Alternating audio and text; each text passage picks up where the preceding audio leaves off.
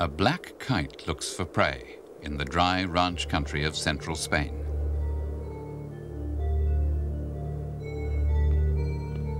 A group of breeding carp is dangerously close to the surface.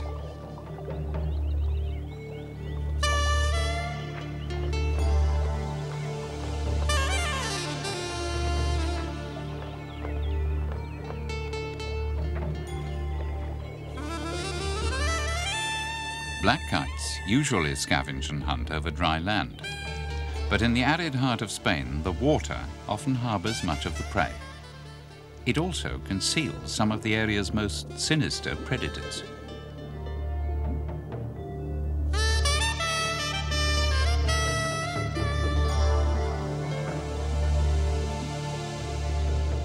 But regardless of who devours whom, ultimately they all face the same threat.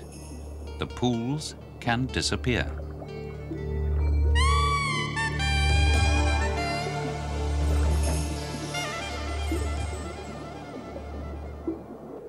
This region of central Spain is an ancient Mediterranean landscape of rolling plains and evergreen oaks.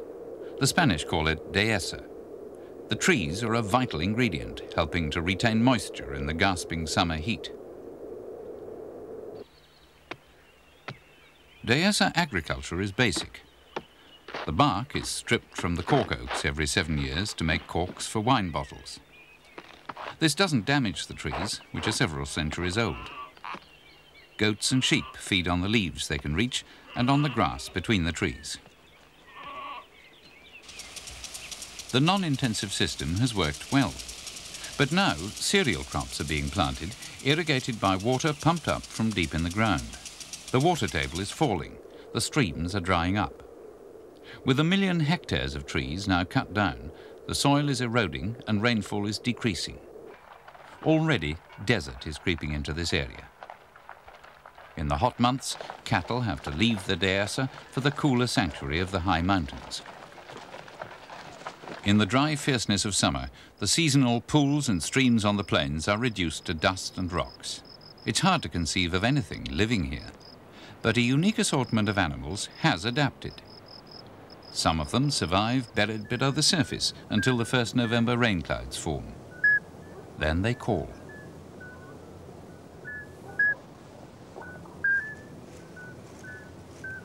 A male midwife toad has dug his way up to the surface and attracted a mate. Now, clasping her round the waist, he rubs his toes against her belly so that she releases eggs. The toads are only the size of a coat button, and they break several amphibian rules. They mate on dry land, for one thing. This gives them a head start over others which have to wait for the pools to form, and that won't happen for a couple of weeks.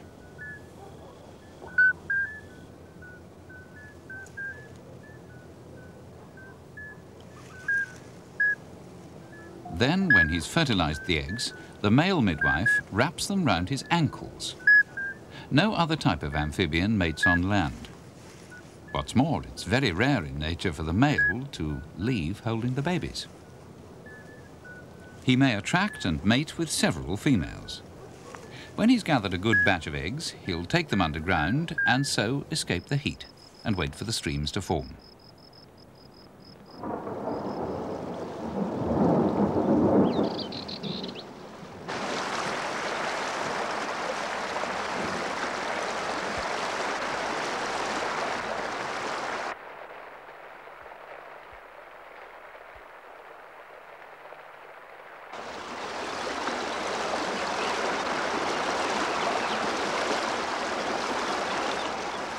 In November, the watercourses come to life, and where they flow into the flatter areas of this rolling country, they spill out to form great pools.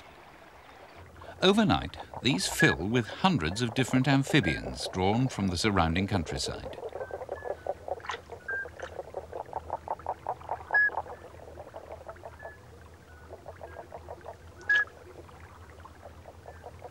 While the common toads are busy fattening themselves up to breed, the small midwife males are breaking out of their burrows.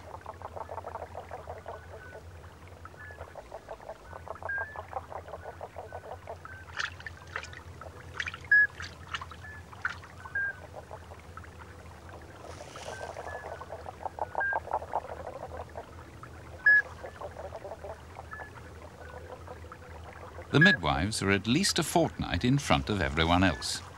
And when they're sure that this is no flash flood and the pools are here to stay, they leap down to the water.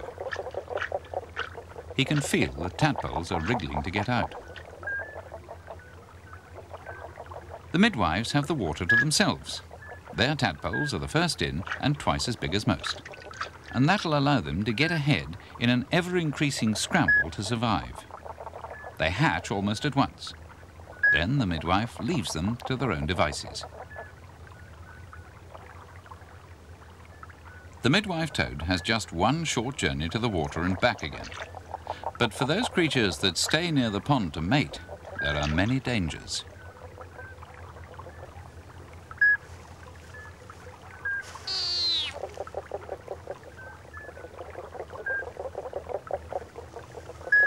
A spadefoot toad has been surprised by a water snake. Most toads have poison glands to deter predators, but the spadefoot's venom is not very effective, and its main defense is to inflate its body with air. But the snake can get round this by dislocating its jaw. Also, left and right sides of the mouth can work independently, slowly but surely enveloping the prey.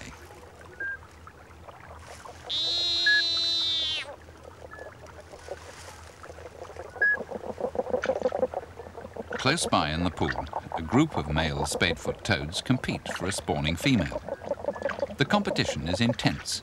If a male cannot pass on his genes to future generations, he may as well be dead.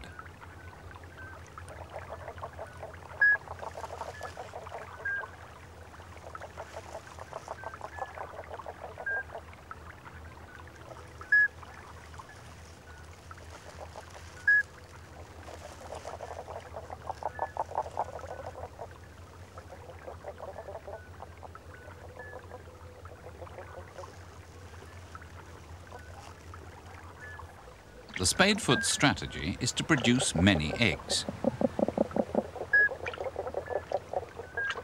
This string contains perhaps 3,000 and is simply left where it's laid. There's no parental care. The eggs must develop fast if they're to change into toads before everything dries out again. There are masses of mating amphibians, including a primitive species called the sharp-ribbed salamander, which is unique to Spain. In this salamander, the successful male comes up below the female and tries to hook his front feet around hers. Then he turns his belly up towards her and fertilizes her. Occasionally, they need a breather.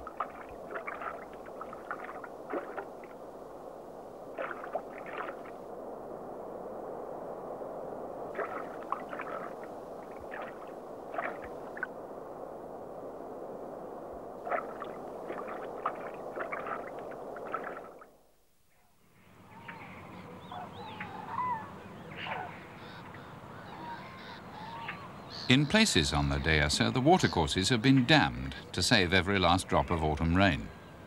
The Romans were the first to do this when they occupied the area 2,000 years ago.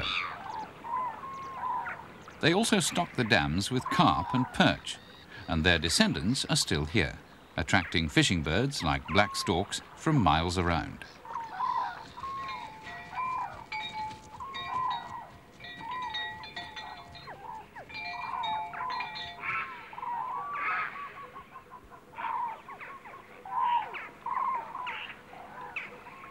Grey herons come here from all over Europe to fish these pools and escape the northern winter.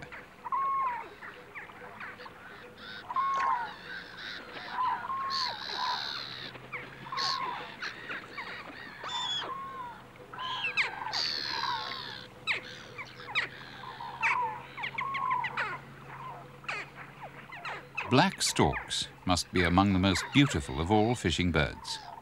This is the only place in Europe where they live permanently, and there are maybe no more than 80 pairs altogether. Their close relatives, the white storks, are much more common because they seem to tolerate people. But the black storks are shy and seemingly unable to get on with 20th century man. They stir up the water with their bills and feet until they see or feel a fish.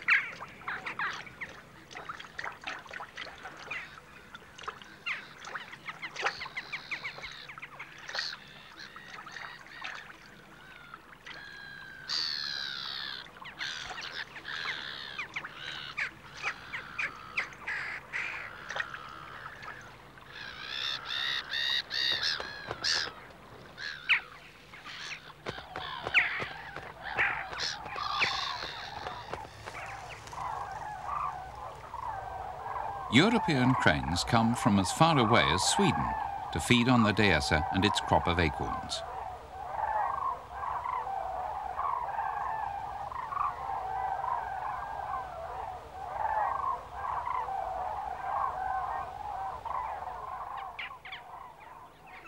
After Christmas, the landscape is green and bright with the yellow flowering broom.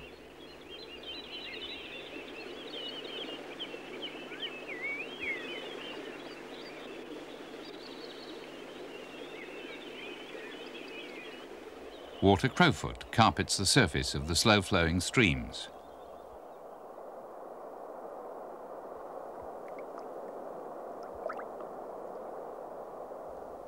It's now that the marbled newts are drawn to the water. The males appear first. They develop a crest on their backs during the breeding season, while the females are more rounded and ripe with eggs. Newts spend most of their lives on land and are air breathers. The male takes a large gulp before he embarks on his courtship, which is more sophisticated than the rough and tumble of the sharp-ribbed salamanders. First, he fans her with his tail. This sends a current of his chemical scents, called pheromones. Later, he'll pass his sperm to her.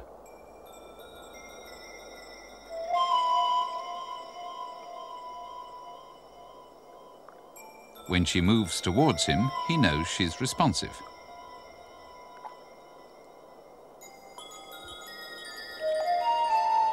Now he gets her to follow him and pick up the sperm that he leaves in front of her. The spermatophore, as it's called, is almost invisible in the weed, but she'll take it on board and be fertilized. He pushes her back with his tail as part of the ceremony.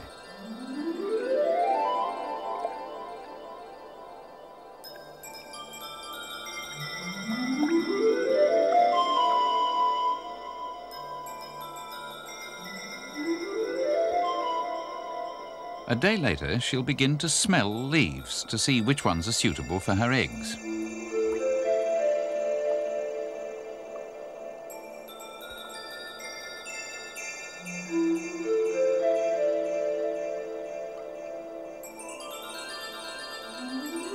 She wraps each egg up in a leaf to protect it. She'll wrap 130 eggs altogether.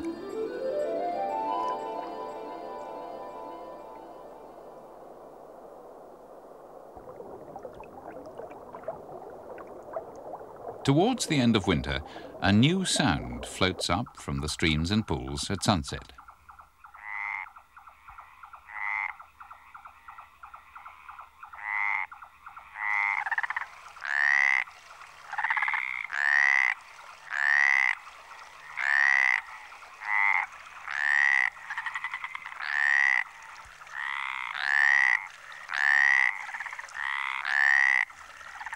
In March, the tree frogs come down to the water to breed. This particular frog occurs nowhere else in the world except the Canaries. It's called the stripeless tree frog, a confusing name as it does actually have short stripes.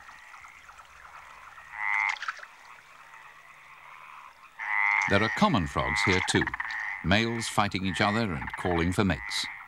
They have two vocal sacs, one on either side of the head, and more complex vocals.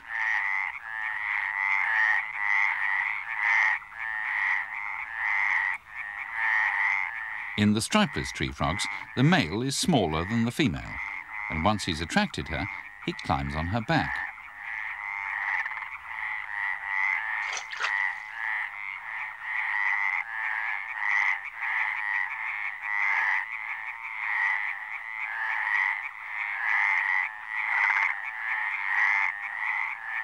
This is the moment of fertilization. Then she lays the eggs, just 2 at a time, on the stems of water plants.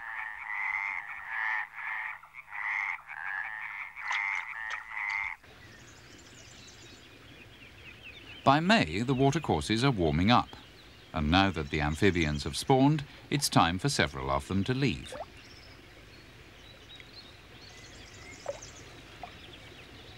The marbled newts will continue their land-based life until the heat drives them into summer sleep. In the meantime, below the surface, the tadpoles start their hazardous passage to adulthood. The midwife toad's tadpoles were the first into the water and are a good size now. But the spadefoots are doing well too. They hatch later but grow faster, so the two are roughly the same size at this stage. Spadefoot tadpoles feed off weed initially with their soft black teeth, but later they become carnivorous. The salamander tadpoles are about 3 millimeters long. They miss out the vegetarian stage and eat tiny animals like water fleas. The marbled newt's offspring look as though they might have come from another planet. The feathery gills are for breathing underwater and moving themselves about.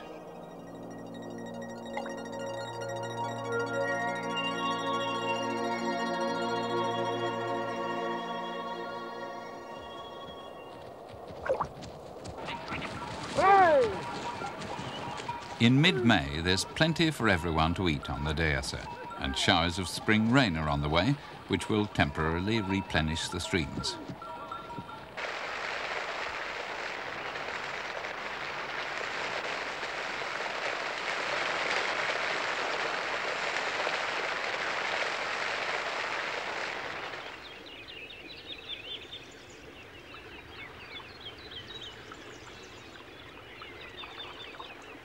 At the end of the afternoon, the tree frogs come out to gorge themselves on the flies along the banks.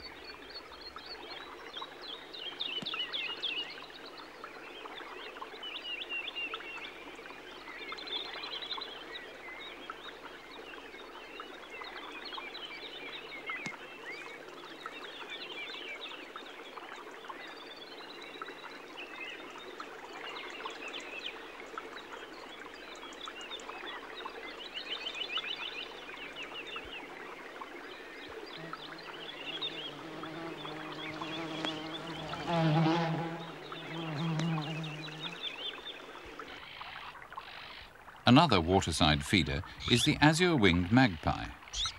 They're not a local species. They were probably brought back and released here several centuries ago by sea captains who found them in China. They're very adaptable and can even catch and eat small fish.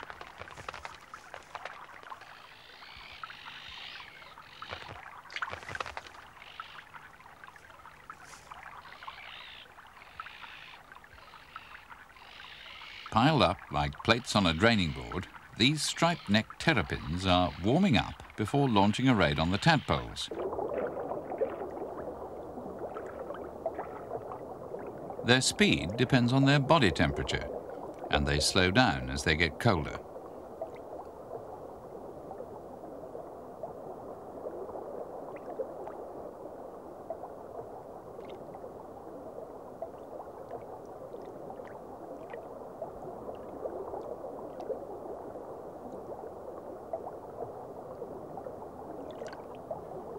The most determined species in the pool is the European terrapin.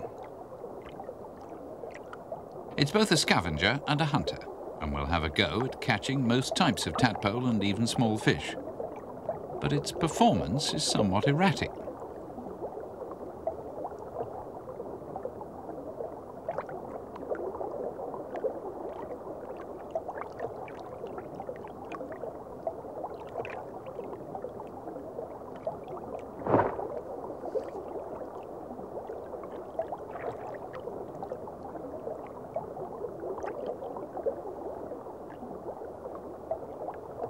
It's a tadpole hiding among the rocks that finally falls victim and is dismembered. Terrapins have very powerful jaws and tear their prey apart. But things are not always straightforward when you're trapped in a shell like this.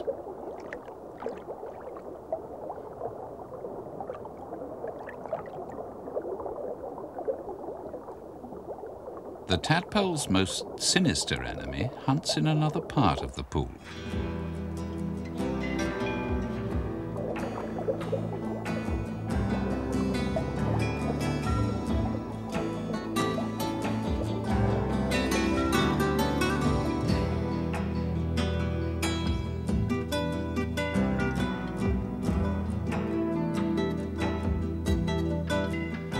A water snake hunts its prey mainly by scent. Research shows that it's not a very efficient hunter either. On average, only 1 in 62 strikes is successful. But at this time of year, there's a lot to strike at.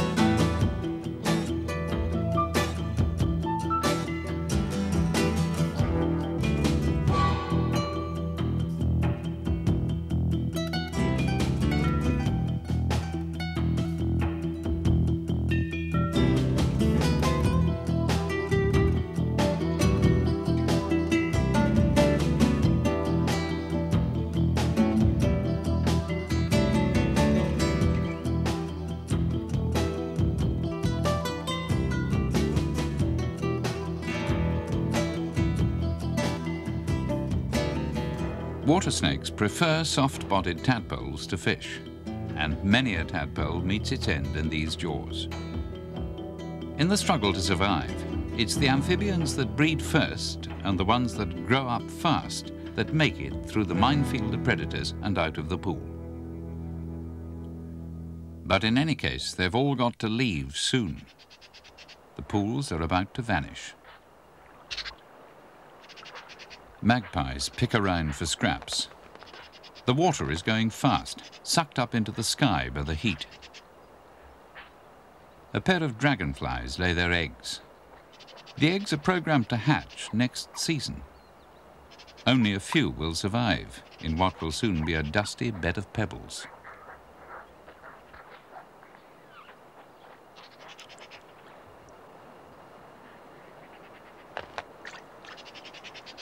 In one of the last pools, a solitary terrapin takes a final look around. Any day now, it'll have to find a burrow on dry land in which to pass the long, parching summer.